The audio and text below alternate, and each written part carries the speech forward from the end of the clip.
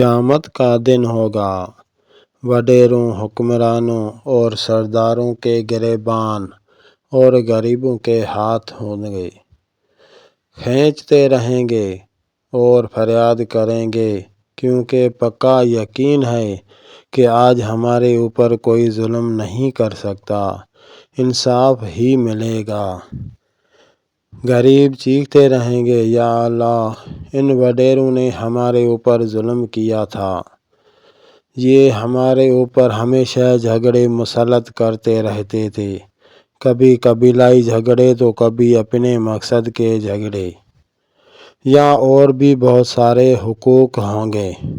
ان حقوق کے لیے فریادی ہوں گے کہ یہ حکمران، یہ وڈیرے یا یہ سردار ہمارے ساتھ ایسے ایسے ظلم کرتے رہتے ہیں۔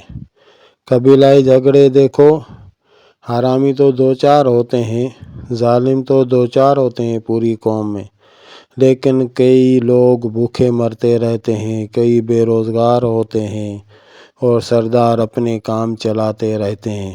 کبھی کوئی سردار بھوکا نہیں دیکھا ہوگا، اور کبھی کوئی سردار خیرات صدقات بانٹتے ہوئے بھی نہیں دیکھا ہوگا آپ نے۔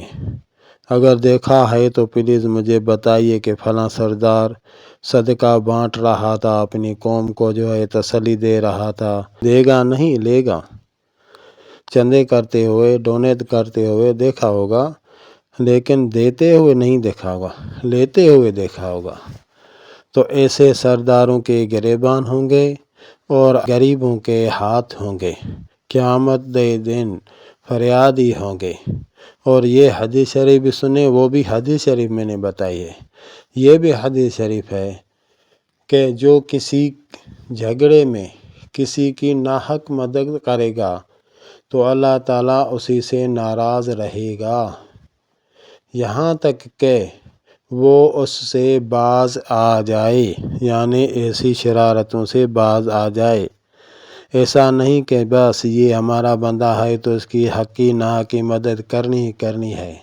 ایک بندے کی وجہ سے پوری قوم مصیبت میں، اللہ رحم فرمائے۔